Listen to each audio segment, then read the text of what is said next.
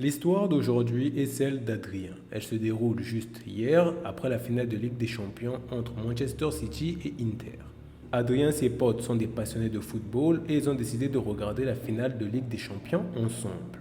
Adrien est parti regarder la finale auprès d'un de ses potes qui habite à moins de 2 km de chez lui. À la fin du match, chacun rentre chez soi et les potes d'Adrien laissent Adrien à une intersection car ils habitent juste de l'autre côté. Adrien se retrouve donc tout seul. Pour rentrer chez lui, Adrien a l'habitude de passer par une sorte de mini-forêt afin de gagner en temps. Il faisait tout noir car là où habite Adrien, la mairie éteint les lumières à partir de 22 heures. En rentrant chez lui, Adrien ne se sentait pas bien. Il avait l'impression que quelque chose n'allait pas et cela l'arrive rarement lorsqu'il rentre chez lui. Il se dit que ce n'est rien et qu'il ne fallait pas s'inquiéter pour autant, mais malheureusement, Adrien avait tort. En marchant dans la forêt, Adrien entend des bruits de vélo qui clignotent pendant environ 30 secondes. Puis, plus rien. Adrien n'y prête pas vraiment attention, même s'il avoue que sur le moment c'était plutôt assez bizarre. Et quelques secondes plus tard, le mal-être d'Adrien continuait à se faire ressentir. Il se sentait comme oppressé et il avait l'impression qu'une personne l'observait. Puis quelques secondes plus tard, il se met à entendre des bruits de pas. Son cerveau à ce moment-là lui dit de regarder derrière lui et en se retournant, ce qu'il va voir va le terrifier. Il voit une silhouette d'une personne marcher accroupie, se dirigeant vers lui, tenant dans sa main un objet. En voyant ça, Adrien ne réfléchit pas à deux fois et il tape son plus gros sprint vers chez lui.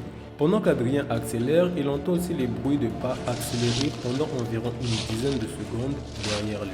Puis Adrien n'entend plus rien, mais il continue malgré tout à courir sans jamais se retourner. Mais à environ 200 mètres de chez lui, Adrien tombe et se relève aussitôt et continue sa course. Ce qui effraie le plus Adrien, c'est que pendant tout ce laps de temps, ce mec n'a dit aucun mot. Tout ce qu'Adrien entendait, c'était le bruit de ses pas et sa respiration parce qu'il respirait vraiment très fort. Adrien arrive chez lui sans jamais se retourner et il monte à la terrasse tout expliquer à sa mère. La deuxième histoire est celle de Zoé et vous verrez que l'histoire de Zoé fait vraiment très peur. L'histoire s'est déroulée il y a à peu près un an, l'année passée. À cette époque, Zoé avait 19 ans. Elle venait d'emménager dans son appartement. Avant, elle vivait en colocation et c'était sa première fois d'avoir un appartement à elle toute seule.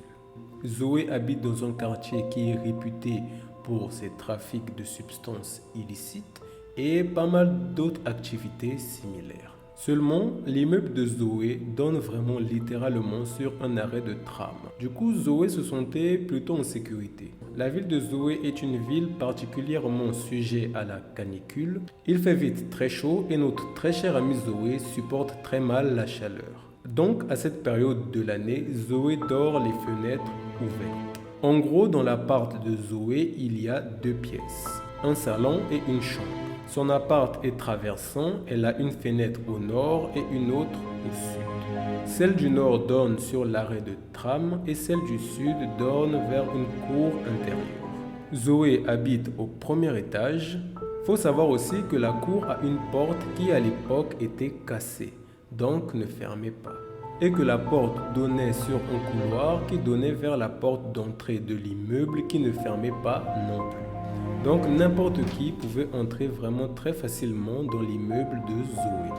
Il faut savoir aussi que le son circulait très facilement et qu'il était parfois très difficile de savoir si le bruit qu'on entendait venait de la cour extérieure ou de la rue quand les fenêtres étaient ouvertes. Une nuit, Zoé se réveille vers 2 heures environ par des bruits de voix qui étaient très forts. Elle entend vaguement ce qu'ils étaient en train de se dire car elle venait de sortir de son sommeil. Mais elle comprend très vite qu'il s'agit d'une dispute et ces disputes portent a priori sur un deal qui a l'air de très mal se passer. Tout ce vacarme dérange Zoé qui décide juste de se lever, d'aller fermer ses fenêtres et d'aller se rendormir tranquillement. Sauf qu'au moment où Zoé se redresse, elle entend un des mecs qui est en train de se disputer en bas dire « Attends, il y a des fenêtres ouvertes là, on peut se faire entendre ». La voix a l'air jeune, comme si la personne, en plus d'être énervée, était super stressée. Cela a très vite calmé Zoé qui se dit qu'ils peuvent parler potentiellement de son appartement et que si elle ferme ses fenêtres, ils sauront qu'elle ne dort pas et qu'elle les a probablement entendus. Du coup, Zoé reste dans son lit. Elle entend l'autre mec demander à son pote de se calmer, que c'est juste quelqu'un qui a chaud, il est 2 heures du mat et que cette personne doit probablement dormir. Donc pas la peine de s'inquiéter. Cela arrive à calmer Zoé, mais ce pour seulement quelques secondes, car elle entendra l'autre mec dire « Faudrait vérifier, car si on se fait choper, on est mort ». Le bruit dans l'appart de Zoé circule beaucoup, donc Zoé ne sait pas très bien s'il se trouve dans la rue ou dans la cour intérieure de son immeuble. Sachant que si la discussion a lieu dans la cour intérieure de son immeuble, la fenêtre donne directement dans sa chambre. À ce moment-là, Zoé s'est mise à se poser énormément de questions. Elle s'est mise à se demander si le mec montait pour vérifier, qu'est-ce qu'il ferait s'il la voyait réveillée à cette heure-ci. La conversation se poursuit entre les deux mecs en bas et le mec plus calme dit à son pote que c'était pas la peine de monter pour vérifier quoi que ce soit et que tout ce qu'ils avaient à faire c'était de se tirer au plus vite au cas où si quelqu'un les avait entendus. Et l'autre, énervé, ne veut pas écouter et se dit qu'il monte vite fait pour vérifier si la personne dort ou si la personne est éveillée et les a entendus discuter. À ce moment-là, Zoé est tétanisée, elle se rallonge et elle se dit que c'est mieux pour elle qu'elle ne fasse aucun bruit et qu'elle ne bouge surtout pas. Zoé est donc restée terrifiée dans son lit, les yeux fermés, à attendre de savoir quoi faire.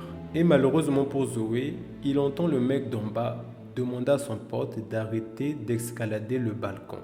Donc ça veut dire que le gars était dans la rue en train d'escalader le balcon où se trouvait Zoé pour voir s'il y avait quelqu'un qui dormait ou qui les avait potentiellement entendus. Et elle voit le pire truc qui aurait pu arriver. Une main agrippant un barreau.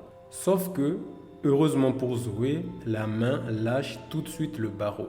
Et se suit un énorme cri et des insultes. Et de ce que Zoé a compris, l'autre avait agrippé son pote par les jambes et l'a tiré en arrière pour l'empêcher d'entrer dans l'appartement. D'autres sont arrivés et sont partis tout de suite en courant. Zoé est restée tétanisée dans son lit avant de se lever et d'aller fermer premièrement la fenêtre de sa chambre, puis d'avancer dans le noir jusqu'à la fenêtre de son salon qu'elle ferma aussi. Depuis cette histoire, Zoé dort avec un ventilateur s'il le faut, mais plus jamais les fenêtres ouvertes. Dans les jours qui ont suivi cet événement, Zoé n'a pas arrêté de se poser 1001 questions. Dans quel état de panique était ce mec pour avoir cette réaction? Est-ce qu'il attendait quelque chose pour ne pas pouvoir s'enfuir tout simplement? Et qu'est-ce qui se serait passé s'il était effectivement rentré chez elle dans l'état d'énervement dans lequel il avait l'air d'être? C'était tout pour cette vidéo. N'oublie pas de lâcher ton plus gros pouce bleu et de donner ton avis en commentaire et surtout de t'abonner pour ne manquer aucune de mes prochaines vidéos. Et on se donne rendez-vous le samedi prochain pour une nouvelle histoire d'horreur.